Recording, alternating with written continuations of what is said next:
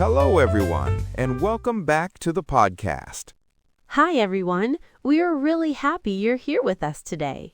Before we start, take just a second to like this episode and subscribe to the channel if you're enjoying these listening practices.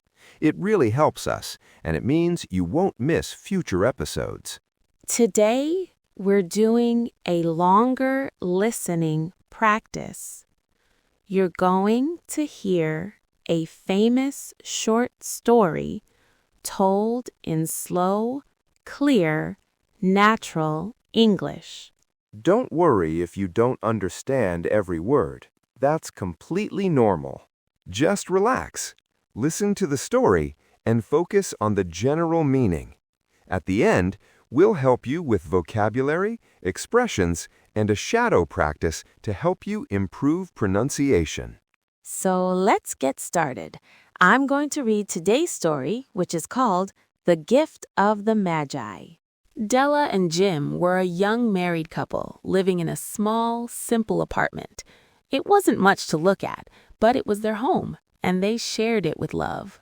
They didn't have much money. In fact, money was always tight. Every coin mattered, and every purchase had to be carefully thought through. It was the day before Christmas. Della sat at the small table in their apartment and counted her money again. She had already counted it many times, but she hoped the number might somehow change. It didn't. She had saved every possible coin, bargaining with shopkeepers and giving up small pleasures.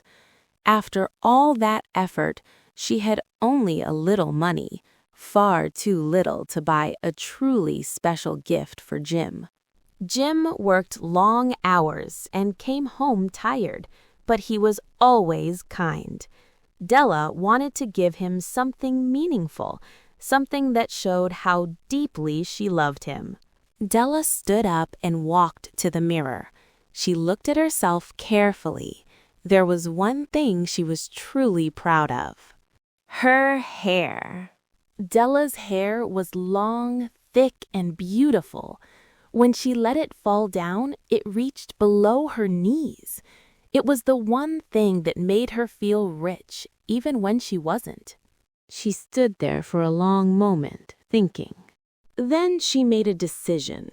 Quickly, before she could change her mind, Della put on her coat and went out into the cold street. She walked until she reached a small shop with a sign in the window. Inside, the woman looked at Della's hair, measured it, and made an offer. $20. Della didn't hesitate. She nodded, and soon her beautiful hair was gone. With the money in her hand, Della hurried from shop to shop. She looked carefully, searching for the perfect gift. She didn't want just anything. She wanted something worthy of Jim. Finally, she found it. It was a simple but elegant silver chain made for a pocket watch. It shone softly in the light. Della knew immediately that this was the right gift. Jim had a gold watch that had once belonged to his father, and before that, his grandfather. It was his most precious possession, even though he rarely took it out of his pocket. Della paid for the chain and hurried home, her heart beating fast. That evening, Jim opened the door and stepped inside. When he saw Della, he stopped. He stared at her. Della tried to smile, but suddenly she felt nervous. Her long hair was gone. Jim didn't say anything at first. His face showed surprise, then confusion, and then something deeper. Della quickly spoke. She told him why she had done it. She told him she had sold her hair to buy his Christmas gift. She told him that her hair would grow again. Jim finally stepped forward and held her. Then he reached into his pocket and gave her a small box. Inside the box was a beautiful set of combs. They were the exact combs Della had admired for months in a shop window. She had never expected to own them. They were too expensive, too luxurious. But now, with her hair gone, she couldn't use them. Tears filled her eyes. Then Della remembered Jim's gift. She quickly gave him the silver chain. Jim looked at it, and a slow smile appeared on his face. Then he explained. He had sold his gold watch to buy the combs.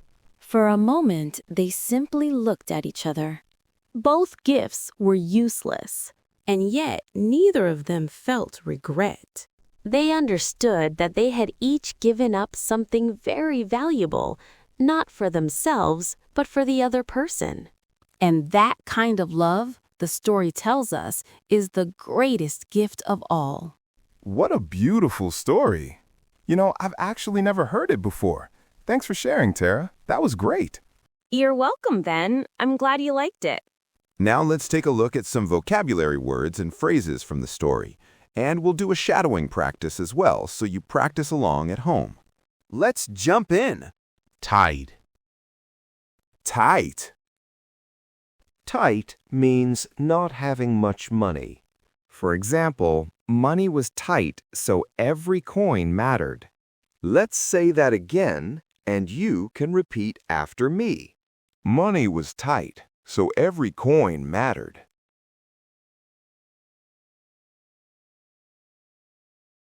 Bargain. Bargain. Bargain is a verb meaning to try to pay a lower price. She bargained with shopkeepers to save money. Repeat after me. She bargained with shopkeepers to save money.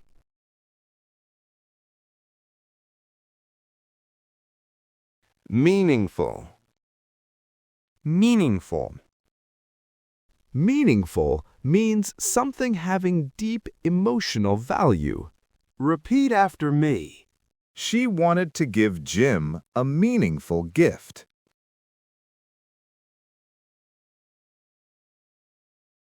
Hesitate.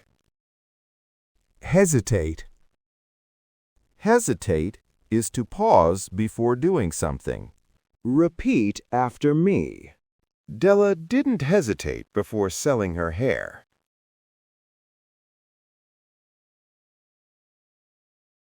Precious possession. Precious possession. A precious possession is something very valuable emotionally.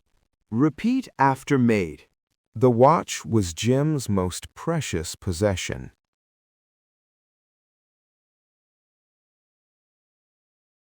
Luxurious. Luxurious. Luxurious is something that is very comfortable or very expensive. Repeat after me. The combs were too luxurious for their budget.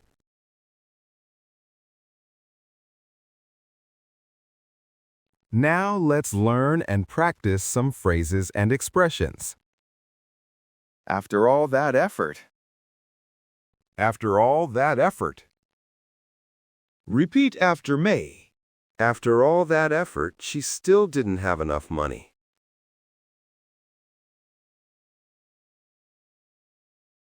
Before she could change her mind. Before she could change her mind. We use the phrase, "before I change my mind," to say that someone will do something right now, before they think too much and decide not to. Repeat after me. She left the house before she could change her mind.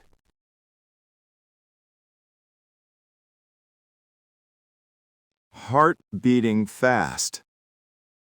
Heart beating fast.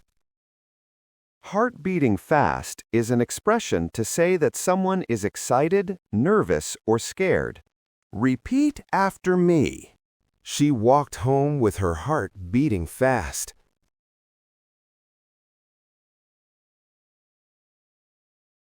In that moment. In that moment. In that moment simply means now, but it's a more beautiful and poetic way to say it. Repeat after me. In that moment, they understood the truth.